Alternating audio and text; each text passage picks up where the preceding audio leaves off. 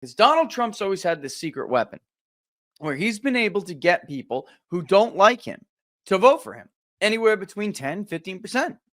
It's not overall. I'm talking about 10 or 15% of people who don't like him. They will vote for him anyway. And that has been difficult for Democrats to contend with. They're 1 for 3.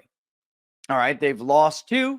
They've won 1 against him. And let's be honest, look at what they had to do to win it. We are in absolutely unprecedented times. The return of Trump has effectively flipped politics on its head. While virtually all second-term presidents are plagued by the lame duck curse, depleting their political leverage, Trump has returned with unprecedented political leverage and his strongest support ever. There are signs that we're seeing an extraordinary political realignment where economic, racial, and age demographics are dynamically shifting away from a politics of the past to a new politics, a politics of nation, culture, custom, and tradition. So, for example, one of the most notable political shifts of late is among young men. Surveys show that they are more conservative than ever and exemplify support for number 47, unmatched by any other age demographic. And this political realignment isn't just a statistical blip. It's fueled by tangible shifts among many other groups like Black Americans, Hispanics, and Gen Z voters, demographics that have historically leaned left. Well, as the left struggles to regain relevance following Trump's crushing victory, discussions surrounding his polling have taken on a fevered pitch, with commentators dissecting whether this reflects a genuine realignment or a fleeting reaction to his early policy moves like immigration crackdowns and economic promises. Well, no one, and I mean no one, knows the sentiments of the American electorate like our guest today, the one, the only Rich Barris of the People's Pundit. Now, if you're a regular to this channel, he needs no introduction. He's been with us numerous times. I name and drop him every week. He's the single best pollster and election data analyst out there. And he's here today to give us some insight into how things are shaping up in the third month of this historic term. Rich, my man, welcome, my friend. Great to have you back. It's great to be back. Thanks so much for having me, as always. And real quick, let me just say, you stepped it up with this school. I mean, this is something. Oh, thanks, this is man. really something. Laura and I were like, that's stepping it up. You know, that's another level. So many people just sit around and talk and do things, and maybe that's their contribution. But this is that's above and beyond. So we tip our hats to you.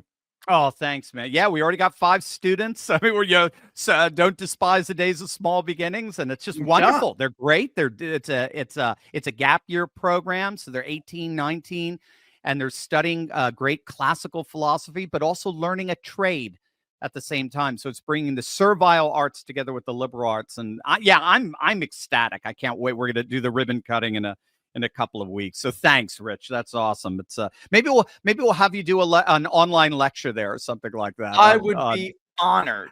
That'd be honored, dude. We will be co-teachers. We will be co-profs. God bless those children. No, but you're providing. You're providing. God help them, or God bless. That's right. We're missing that in our society, especially that age group. We're missing that badly, and it's something that, as a nation, we needed to do better with. And it's so it's just fantastic to hear. I mean, it really couldn't have been better guided to it. Well, thank you, Rich, and I'm gonna give the accolades right back at you. I can't remember.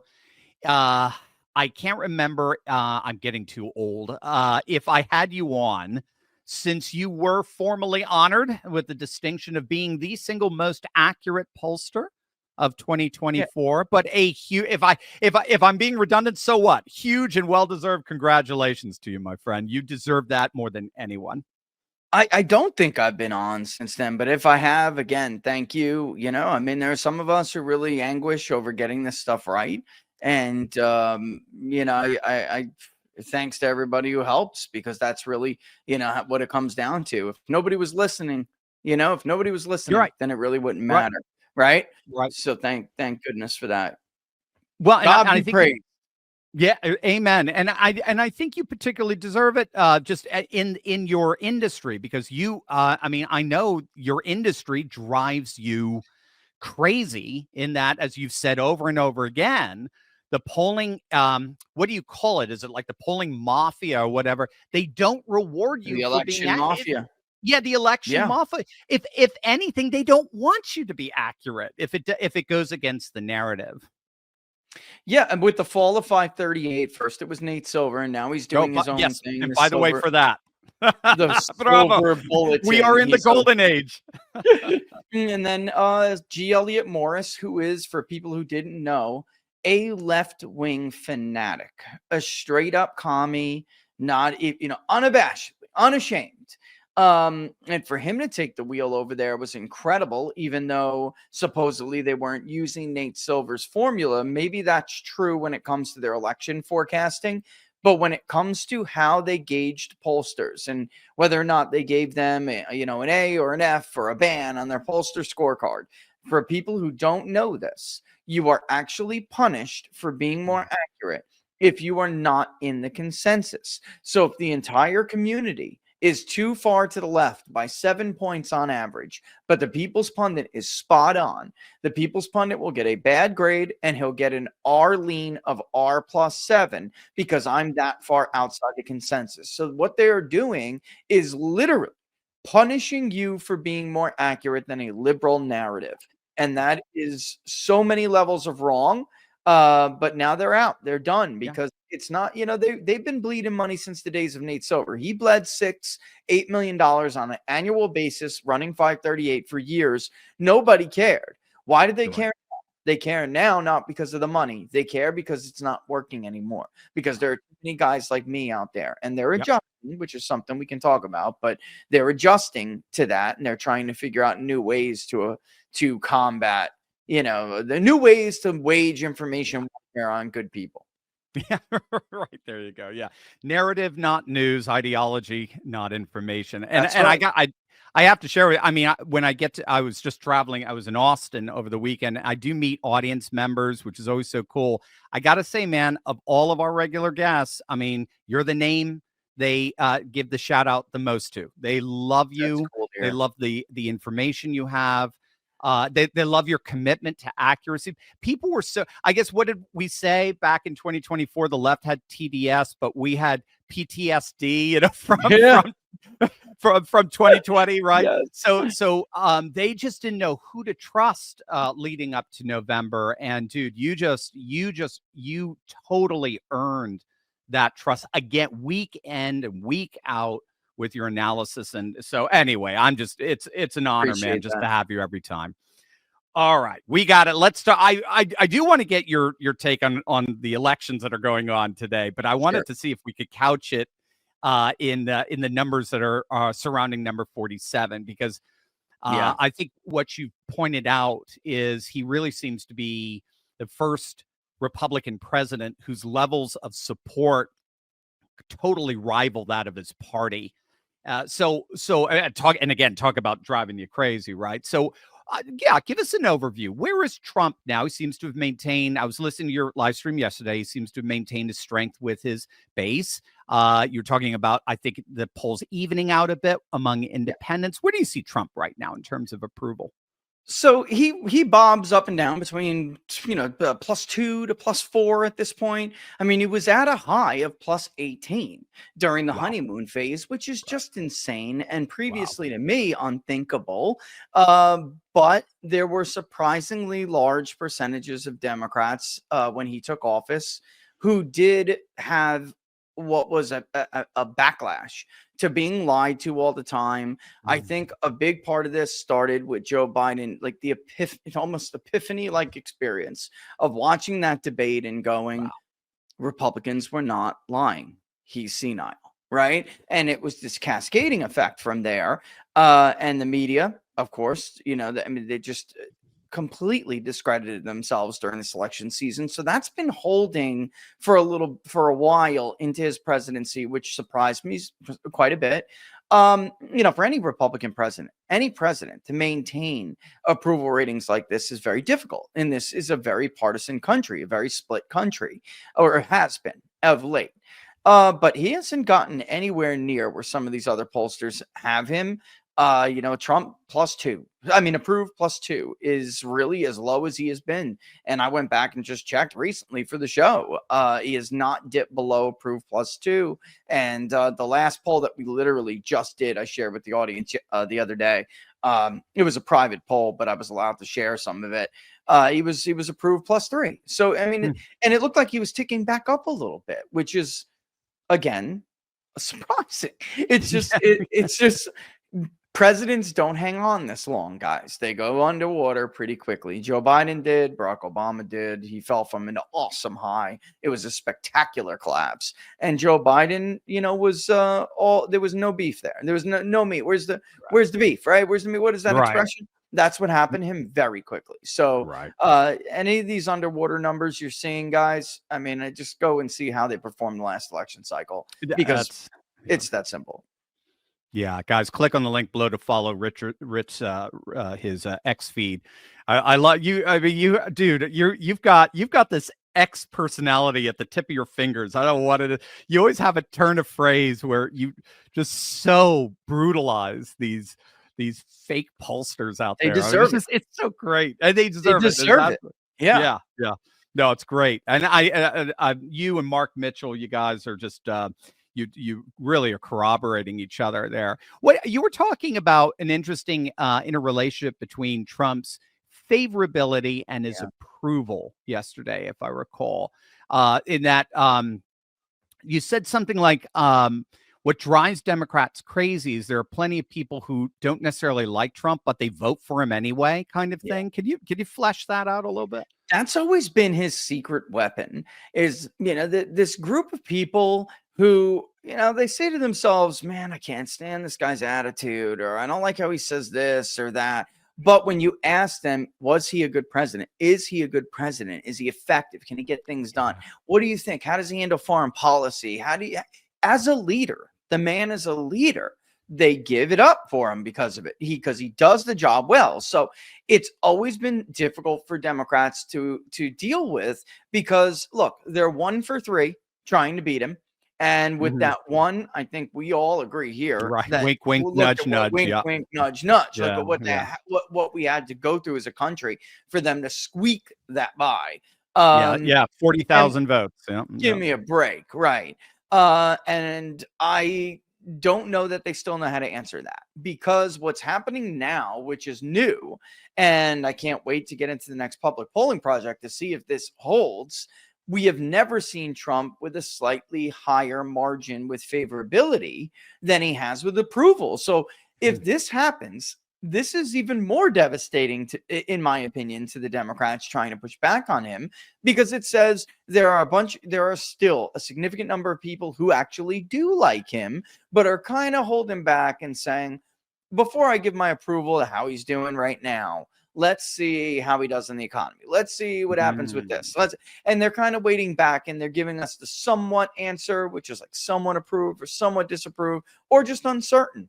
And that uncertain number is higher than we have ever seen it. Everyone always has an opinion of Donald Trump, folks. So when you ask about his approval rating, you're not going to see many times where it's above a point, 2 points. Nobody's unsure about Donald Trump.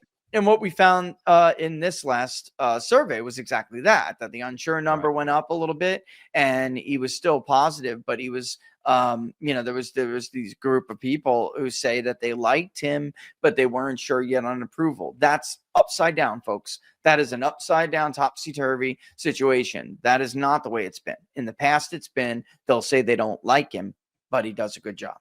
So, even worse, potentially even worse for Democrats.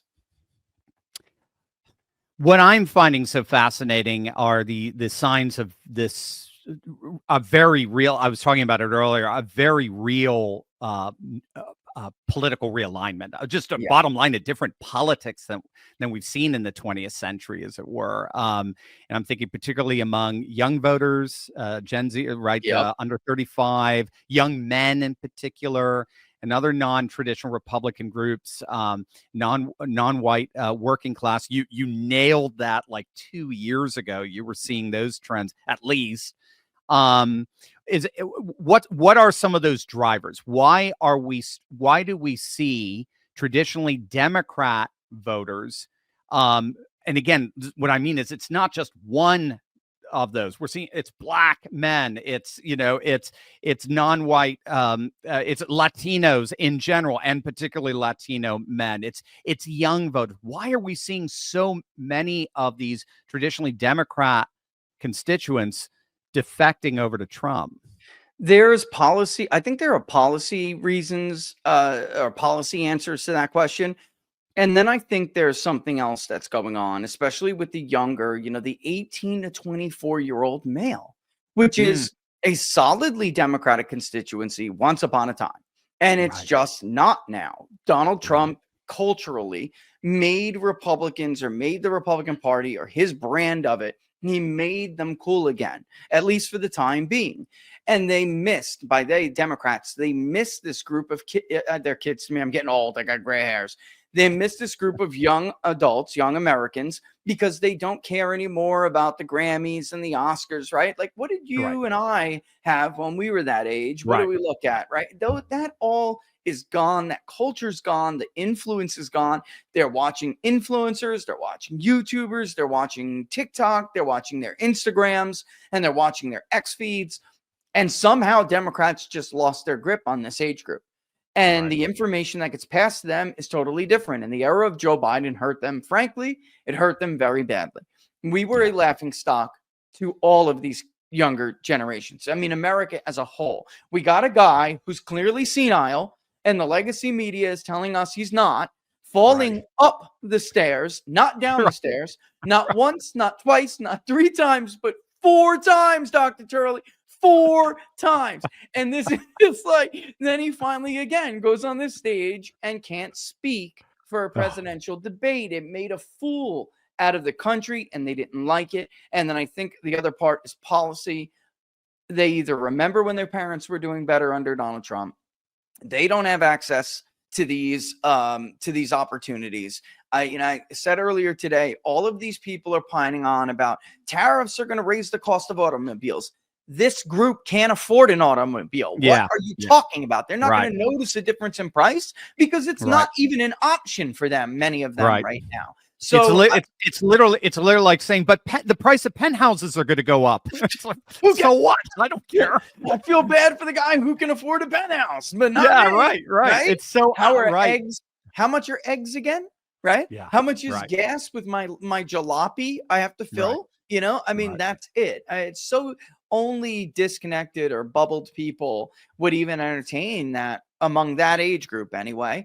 And then I really do think it's peripheral, but I really do think that the alliance with Elon Musk made a big deal. When we're polling not only Trump's favorabilities, but Elon as well. He's most unpopular with boomers. They think 2 things. Elon has my social security data, and he's going to take my social security check away. It's so weird. I mean, they believe everything they hear on Fox News, frankly. They do. The younger generation, they don't. If you were to talk to them, especially those younger 18 to 24s, they're not listening about that. That narrative is not piercing. What is you see how cool it was? They got to go to Elon to rescue astronauts. Like, it's a totally different priority for them. And they think, they want to be Elon, and that's a good thing. They want the opportunity to be Elon. That's a good thing. There's nothing wrong with that at all. Yeah, it's so funny because it does turn the cultural backlash thesis on its head, doesn't it? Because that's right, because we were told. I think it was the cultural backlash was 2 British scholars back in 2018 or something. They were telling us, these populist parties in Europe and Trump and America, that's all just these old white men that can't stand the multicultural progressive, world that's coming. And so this is their last hurrah, but they'll die off. And don't worry, the progressive Gen Z generation will finally take over. And it's the exact opposite. All the people who are still supporting the mainstream, Democrat, the kind of liberal agenda are all like post 60. I mean, it's crazy. And you cited him before, actually. Alex Castellanos' piece on this is actually brilliant because in their minds, they're still living in that world that Alex is Yeah. saying simply doesn't exist anymore. But in Right. their minds, it does. That's where it's that's the only pushback I'd give to Alex's central thesis there. He's right about the reality of it. It's gone. But it does Right. still exist, like Benedict Anderson's imagined community Oh in yeah. their Yeah. Yeah. mind. It's in Yes. their Yes. but they're not going to be around forever. I mean, that's just the ultimate Ugh. truth of it. When we think about even my Yeah. generation, the millennials and down, some of us remember our parents might not have been, the Ozzie and Harriet, right? Right. The Right. divorce rates spiked under this because the most dedicated liberal voter is now an older, educated liberal voter from the 60s and 70s, right? That's the most dedicated, highest propensity turnout Democrat. And they were not very good stewards of the Right. American dream.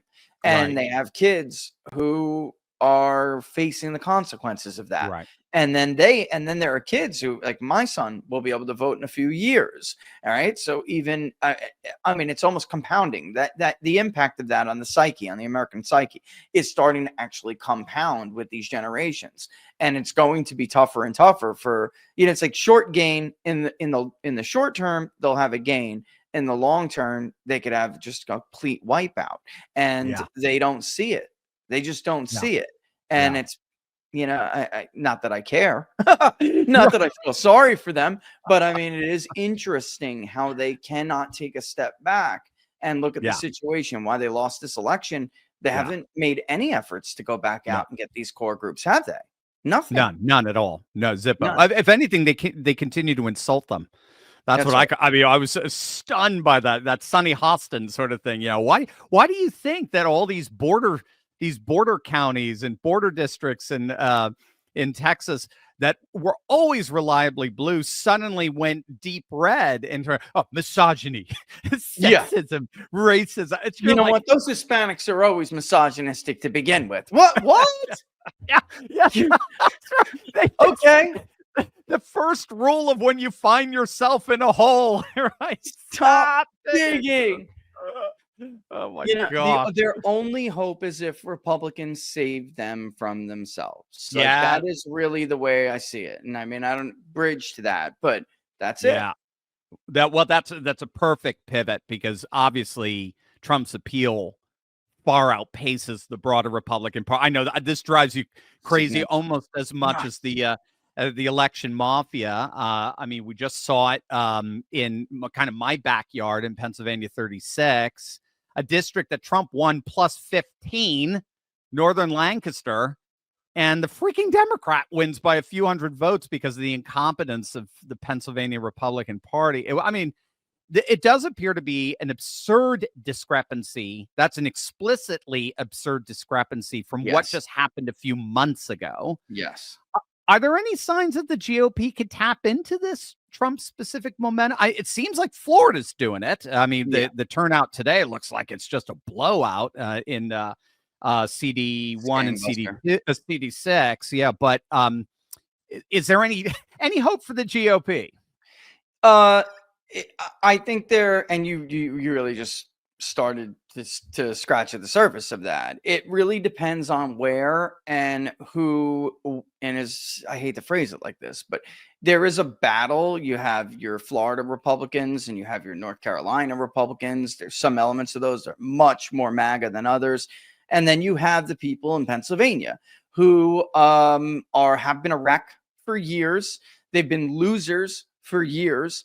Trump comes along and wins their state again, drags their guy over the finish line for Senate because he's not MAGA. Let's get real. I mean, he's a nice guy by all accounts, a nice guy, but he's certainly not MAGA. If Trump he's wasn't on the more ballot, Romney than MAGA. Yeah, that's for sure. Yeah. And look, he's a hedge fund guy. If Trump was not on the ballot, Dave McCormick would have lost. Is there anyone who's going to seriously argue that point with me? The guy lost votes in Erie and in Northampton, the only two battleground counties anymore. Well, they were until Trump just flipped a bunch more in 24, but which he lost. So it goes to my point. And instead of bringing the more MAGA guy who did more groundwork into the forefront and have, bringing somebody who could lead the Pennsylvania GOP.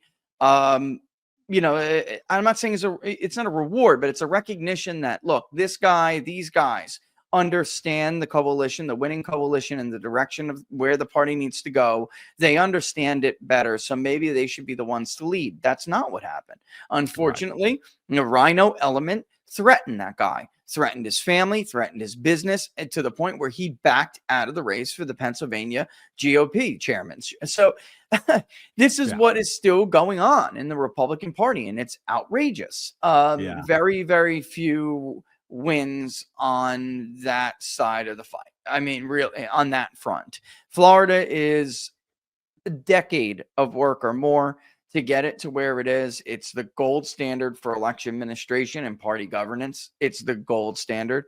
And the Republican Party would be much better served if they mirrored that, if they understood that and took note of it. And sadly, there's just an element from the consulting class to the Rhino class. California, by the way, just happened again. Yep. I mean, it's unbelievable. Who does she run out and go get? Ron Nehring. And their answer is always the same. These guys can raise money. Okay, but where is the money coming from? Where the money come from matters, Dr. Turley. You know that. So if Ron has to go and tap all of the old Chamber of Commerce donors and all the old rhinos, who do you think they're going to give their money to run for Republican primaries? So I mean, Trump needed to get some people through the Senate, and I get that. But I'm telling you, this time you better wake up and think about what is going to happen in his party when he's gone, more than his own agenda at the time. And of course, his agenda matters. I'm not saying that. I'm just simply saying you can't always endorse Lindsey Graham because you need him to give a vote or get somebody through the Senate for your cabinet. You can't keep doing that forever. You just can't.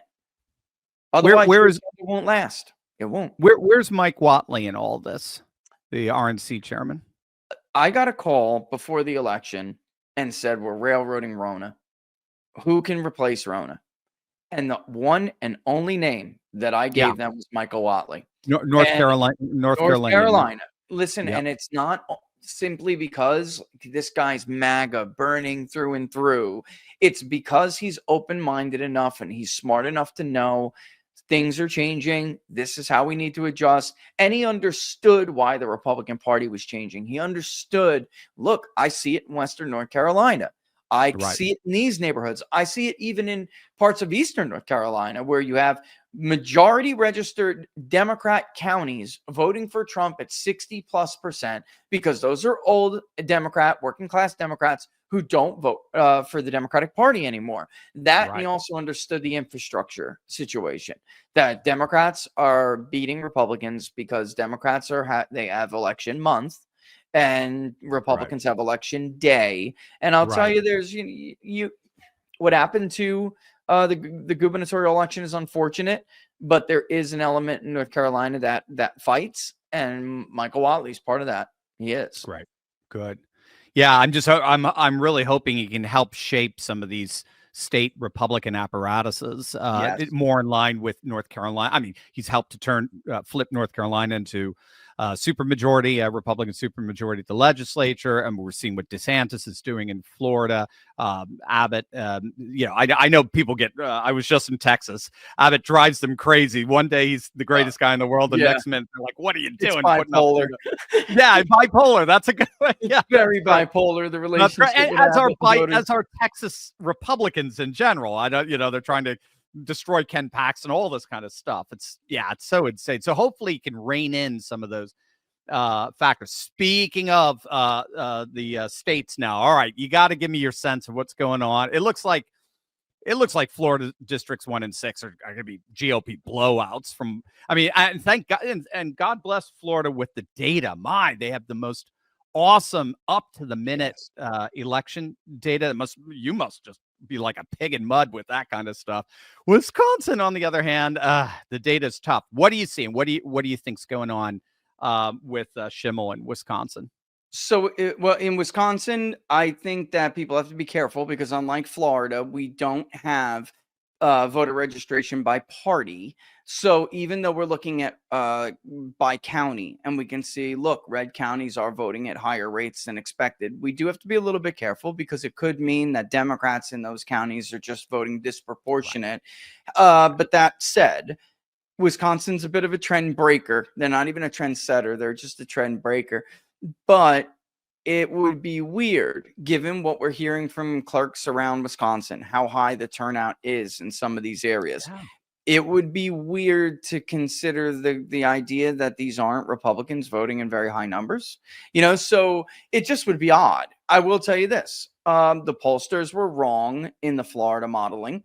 And that's very clear. We know that already.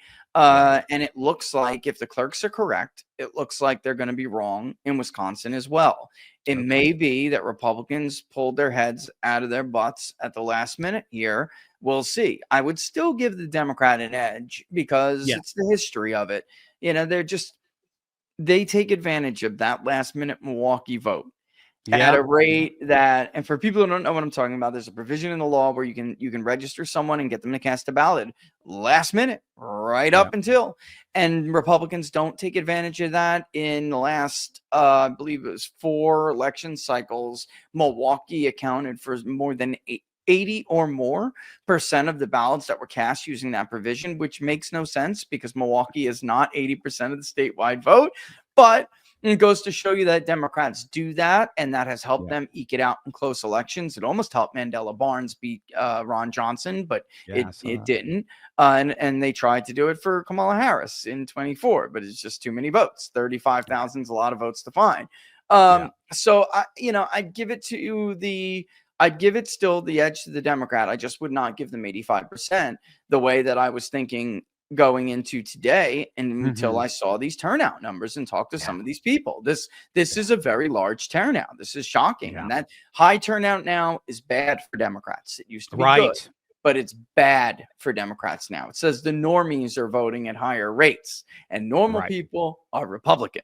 Okay. Right. And like you said, and our party now is the party, unfortunately, of the low propensity to almost no propensity voters. So the more voters that turn out, the more those who tend to vote more akin to MAGA, as it were. I learned that from you. So which was upside down from our entire lives. And my entire career as a pollster. So when I first started to see it and tell people that, it was met with scoffing and, and certainly skepticism, but honestly, as it should be, because it's not the norm. I would just say this though, folks. Roosevelt did not accept, and Truman did not accept, that their voters were working class, everyday voters, normal voters, family voters, right? They did not accept that. They would just be low propensity, and that would be it. It doesn't have to be like this. It has just been like this in modern American politics, as in our lifetimes and in the recent history. But it has not always been the case, and it does not need to be the case. You just have to make them believe, and you have to engage them with the right people. You're telling your area. You're telling me Scott Pressler couldn't find 400 votes if they picked up the phone and called Scott Pressler? Of course he would have. They didn't in an hour. He could do it in an hour. Exactly. So easy. They did that because they wanted the money. They didn't want to give anything to Scott to help him get some votes. They didn't want to do it. And if that keeps up, that's going to be a problem. But it doesn't have to be the case. Love you, Rich. Where do you want people to go to subscribe? You've got an amazing X handle. You've got a great YouTube channel. You're on Rumble. Where do you want people to go? Always everywhere, but the best place is on Locals, peoplespundit.locals.com, peoplespundit.locals.com. Check out the Public Polling Project while you're there. Absolutely. As you guys know, Rich is the best. I mean, it's not even opinion at this point. It is now, it is a law of the universe. God willing, it'll stay the law. God willing, it will. Oh, I know it will. You just mastered this art and science of polling, and you're amazing. As is your lovely bride, Laura. Thank you for all that you guys do. And I know, but polling is it is a thankless business, isn't it? I mean, when you're right, you're king, and when you're wrong, you're Satan. And and then when things aren't happening, there's no election. It's like, who cares, and so forth. Yeah. I mean, dude, but I think you've kind of redefined it where you're sort of you maintain a read on the pulse of things, the cultural pulse of things. You even bring up the social imaginary and so forth. Yeah. That's I just think it's taking polling to a whole new level, and data analysts and analytics to a whole new level. And I love it. And so I'm like addicted. I just love your stuff. And so guys, just make sure, click on those links below, go to the locals page. You're going to love it. And what Rich is Appreciate doing. that. And yeah, you bet. You're awesome. Let's have you back soon. And it'll be interesting to see what happens tonight. Fascinating stuff. So, anytime. Thanks for having me as always. you're the best, Rich. Thank you.